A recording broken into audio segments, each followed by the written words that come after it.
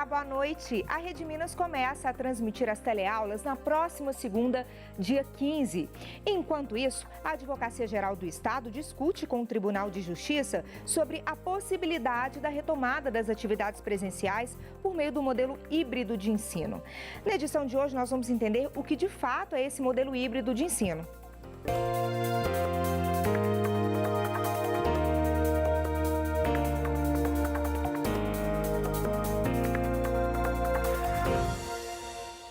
Nosso convidado de hoje é o professor Cássio Luide. Olá, Cássio, boa noite para você, tudo bem? Boa noite, Érica. Boa noite a todos os espectadores da Rede Minas, do programa Opinião Minas. É um prazer estar com vocês nesse momento, embora para tratar de um assunto tão polêmico como esse, não é mesmo? Afinal de contas, o que as pessoas estão esperando, o que as pessoas estão buscando nesse momento pode não ser a melhor opção, pode não ser a opção mais segura, não é verdade? É verdade, Cássio. Aí a gente está aí com as aulas, né? Voltaram as aulas online nessa segunda-feira e ainda tem essa discussão do ensino híbrido. A gente quer saber de fato o que é esse ensino híbrido, quais são as possibilidades reais dele acontecer hoje aqui no nosso estado, as condições que a gente tem para ele. Olha, a gente tem visto aí o Estado propondo o retorno às aulas por meio da educação híbrida. Mas é muito importante esclarecer o que é o ensino híbrido, de onde esse termo se originou, porque, na realidade, essa proposta atual do Estado não tem nenhuma relação com o sentido original do termo. Esse termo, na verdade, não foi cunhado por causa da pandemia. Esse termo ele está sendo até mesmo... está sendo colocado sobre ele uma imagem negativa. O termo blended learning, que surgiu nos Estados Unidos no início dos anos 2000, ele se refere a uma educação que acontece de inúmeras maneiras. A tradução literal do termo é essa, né? Aprendizagem misturada. Então, o estudante aprende em alguns momentos na escola, em alguns momentos em casa, em alguns momentos online, mas ele também pode frequentar os ambientes escolares, a biblioteca, o laboratório de informática, ele pode fazer uma aula prática, ele pode fazer uma visita técnica a uma instituição, a uma empresa, a uma fábrica que seja de interesse dele. Então, na verdade, o ensino híbrido, né, que foi traduzido para o Brasil como ensino híbrido, ele acontece dessa maneira, quando há uma diversidade no método de aprendizado. Várias pesquisas apontam que esse é o futuro da educação. O estudante não vai mais apenas se sentar numa carteira e passar ali horas por dia. A gente sabe que isso não tem funcionado mais. O grande número de alunos existentes, né, na educação básica, no ensino médio, comprova isso. Então, a ideia da educação híbrida é ser uma educação inovadora, uma educação mais adequada para a rede de comunicações, de contato, de relações que a gente vive no mundo de hoje, utilizando as ferramentas tecnológicas, né, como a internet, as ferramentas online. Então, vamos lá. Qual é a possibilidade de instalar esse ensino, esse modelo híbrido no Brasil hoje? Na rede privada, perfeitamente possível, e a rede privada está correndo atrás disso. Mas nas escolas públicas, não há nenhuma possibilidade de fazer isso nesse momento. Então, esse ensino semipresencial, que está sendo chamado de híbrido, não é um ensino híbrido, é um ensino semipresencial. O aluno está recebendo um material didático, né, um PET, mas assim, o que é necessário é muito mais do que um PET, o que é necessário é mais investimentos, porque afinal de contas nós estamos há mais de um ano aí numa situação de isolamento, de pandemia, com as escolas fechadas, então o Estado já poderia estar providenciando por exemplo, acesso à informática, acesso à internet, né, numa situação emergencial e para que todos os estudantes tivessem, no mínimo, uma aula online. Ô, Cássio, só te interrompendo aqui para isso ficar mais nítido aqui para a gente. Então, na verdade, às vezes a gente acha que esse ensino híbrido é esse revezamento, ora uma turma de estudante na escola, presencial, ora em casa, para revezar. Não é isso o ensino híbrido, então. Ele é muito mais abrangente, ele envolve outras didáticas, outras ferramentas, como você está dizendo para a gente. E eu queria saber onde ele acontece de fato, nesse modelo que você está explicando para a gente. Em que país esse ensino híbrido já acontece, que a gente podia se inspirar, enfim, saber sobre como funciona lá? Olha, então essas práticas híbridas de educação, elas surgiram nos Estados Unidos. No final da década de 90, a gente já tem alguns modelos híbridos sendo implementados em universidades. Então, se implementava ali com aulas online, os estudantes faziam algumas aulas práticas, né, no local de interesse. Mas no início dos anos 2000, já com a popularização da internet, dos recursos de informática, outros países também começaram a utilizar esse modelo. Então, nós podemos citar Canadá, o Japão, a França, a Finlândia, que são países, óbvio, que têm referência em educação. Então, esses países, sim, estão implementando o modelo híbrido, não em função da pandemia, mas uma prática inovadora de ensino que vem sendo construída aí nas últimas décadas. Então, na verdade, o ensino semipresencial faz parte da educação híbrida, mas a educação híbrida não se limita ao ensino semipresencial. Ô, Cássio, e essa questão do ensino híbrido, ele pode ser indicado, você está dizendo aí que é essa educação do futuro, né, que está vindo para o presente mais rápido ainda, e a gente pode dizer sobre uma idade adequada, uma idade indicada em que o estudante pode ter contato com esse tipo de ensino ou deve ter contato, ou é desde que começa a educação dele, da criança? Nos Estados Unidos, o modelo começou com a educação superior, né, com a faculdade, mas atualmente já é implementado também para segmentos de educação infantil e ensino fundamental. Agora, quando olhamos, por exemplo, para o Canadá, o modelo está sendo aplicado, testado em ensino médio, entende? Então, não há uma idade correta, né? A gente pode pensar aí em tempo para adaptar, adequar as estratégias e a infraestrutura necessária para que esse modelo seja eficiente. Mas aplicá-lo dessa maneira, né, é uma sujeira para o termo, né? Isso é manchar a imagem do termo. As pessoas vão ter medo no Brasil de ensino híbrido. É um assunto pouco falado, até porque a maior parte dos artigos, dos textos publicados sobre esse assunto estão na língua inglesa. Então, não temos muito material traduzido para o português ainda, né? Então, limitar esse termo só a uma educação que acontece em parte na escola, mas na maior parte do tempo em casa, com um material muito básico.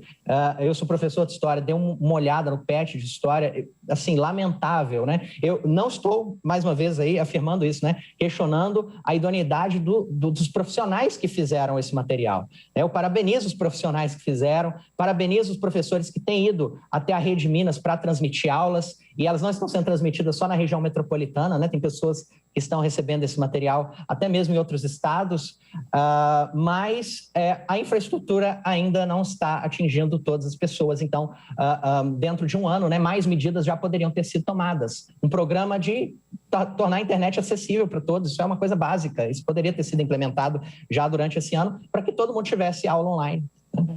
Mas, infelizmente, a gente não tem visto isso acontecer. Vamos deixar agora para os últimos minutos, né, do retorno às aulas. Estamos às vésperas de volta às aulas e a notícia de que agora é que algumas medidas vão ser tomadas, né? Isso já devia estar sendo tomado há muito tempo. Ô, Cássio, e nesse mais de um ano aí, nesse um ano que a gente acha que foi em 18 de março, se eu não me engano, que as escolas foram fechadas da rede estadual, nesse tempo todo, você que é professor, tem contato, convive, conversa com outros professores, o que mudou na forma de vocês refletirem sobre o ensino que a gente tem hoje no nosso país? Porque a gente, precisa dessas ferramentas, mas precisa de muito empenho também do professor, né? E a gente queria saber de vocês o seguinte, o que mudou na cabeça de vocês sobre a nossa educação, sobre essas formas de ensinar, que na verdade eu penso que já estejam revendo isso há algum tempo.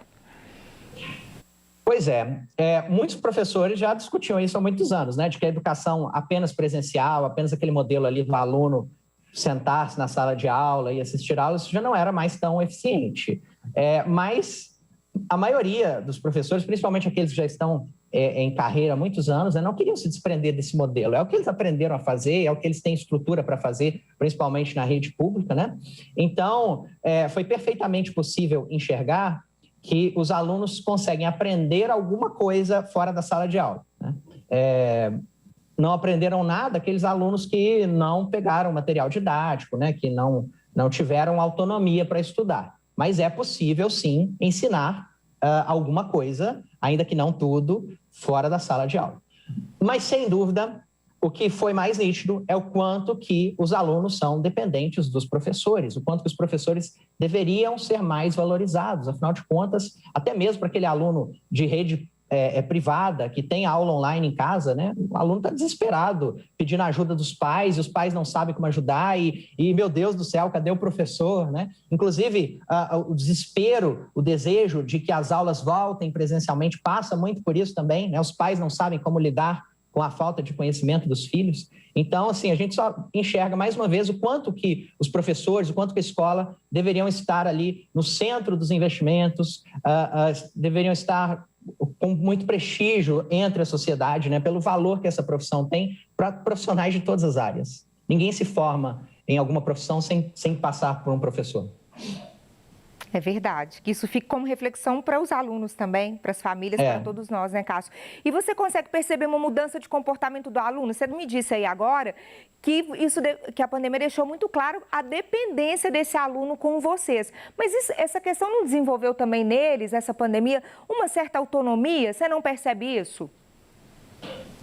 Érica, eu percebi as duas situações acontecendo. Eu tenho alunos no preparatório que são alunos de rede pública e que se desdobraram nesse momento. Eles correram atrás e começaram a ler livros, abrir os livros didáticos que eles tinham em casa. Às vezes não tinham recurso para acompanhar todas as aulas online, mas se desdobraram de alguma maneira, queriam estudar. Mas, ao mesmo tempo, eu vi aqueles que abandonaram completamente o estudo, né? Sem o professor, eu não vou conseguir aprender nada, então vou ficar aqui isolado na minha casa, jogando videogame ou indo na rua jogar futebol com os colegas, né? Então, a gente percebe, sim, que houve mais autonomia sendo desenvolvida por um lado, que é muito bom, porque é necessário isso, né? Se queremos caminhar para uma educação mais eficiente, é necessário a autonomia dos estudantes. Mas, por outro lado, a gente percebe que vários estudantes simplesmente abandonaram os estudos, o que é péssimo. Então, assim, para aquelas pessoas que não querem retorno às aulas, que são contra a aplicação de provas, por exemplo, o Cefet suspendeu a prova, a seleção de alunos, né, por prova esse ano, foi feita uma análise curricular e muitas pessoas defendendo isso, né? Eu fico me perguntando o que essas pessoas estão defendendo que os estudantes devem fazer durante a pandemia? O que um adolescente de 13, 14, 15 anos deve fazer durante a pandemia se não estudar? Ele vai ficar em casa isolado, utilizando o tempo dele para qual finalidade? Mas ele só tem o PET. Então, vai estudar por meio do PET. Ele só tem uma hora de internet por dia, então use aquela hora por dia para estudar, né? A melhor coisa, a melhor ocupação, a ocupação mais saudável que um estudante pode ter durante essa quarentena, durante esse isolamento, é estudar. Ele pode não aprender o mesmo que ele aprenderia na sala de aula, mas com certeza ele vai aproveitar essa oportunidade, vai aprender alguma coisa e principalmente aprender essa habilidade, né, de ser um estudante autônomo, de conseguir correr atrás do conhecimento por ele mesmo. Sobre aprender alguma coisa, para finalizar, eu queria saber de você o seguinte, você trouxe para a gente, né, sobre essas diferenças aí de se manter esse ensino, da forma como ele está na escola pública e na escola privada. O que a gente está vivendo hoje vai aumentar ainda mais a desigualdade desses alunos ali no futuro, até para o mercado de trabalho, Cássio? Com certeza, a pandemia potencializou a desigualdade. Ela colocou um holofote sobre essa desigualdade que já existia. E as pessoas começaram a perceber dentro de casa a necessidade que a escola pública tem de infraestrutura. O Estado quer implementar um modelo semipresencial, híbrido, ótimo, interessante, mas tem escolas que não têm um apagador de quadro, né? As pessoas usam um paninho para apagar as marcas de giz. Então, isso foi visto agora de casa, por toda a sociedade, né? E aí, olha só, eu tive a posicionamento do governador, né, de que a abertura será facultativa, segura, que bom que é facultativa, e os pais devem se alegrar com isso, né? É facultativo, vai para a escola quem quiser ir nesse momento. É segura, gradual, alternada e híbrida. Eu fico muito preocupado ao ouvir isso, porque o último plano lento, seguro e gradual demorou 11 anos para ser implementado, né? Foi a abertura política do Geisel que usou essas mesmas palavras, uma abertura lenta, gradual e segura. Então, eu espero que essa implementação de educação híbrida não seja tão lenta, tão gradual assim, a ponto de atrasar aí uma década na educação dos estudantes. Ok, Cássio, felizmente chegamos aqui ao final do programa. Eu queria te agradecer mais uma vez pela participação aqui com a gente. Muito obrigada. Eu que agradeço, muito sucesso para vocês. Opinião Minas é tudo de bom. Opinião Minas discute assuntos muito relevantes, é uma fonte de pesquisa para a gente conhecer a opinião da sociedade sobre diversos assuntos. Parabéns pelo programa e pela sua apresentação. Coisa boa, a gente fica feliz. Muito obrigada pela parceria. Viu, Cássio? Boa noite para você, um abraço. Prazer. Até mais. Até mais. Obrigada a você também pela companhia, uma ótima noite. Amanhã eu te espero às 8. Até lá.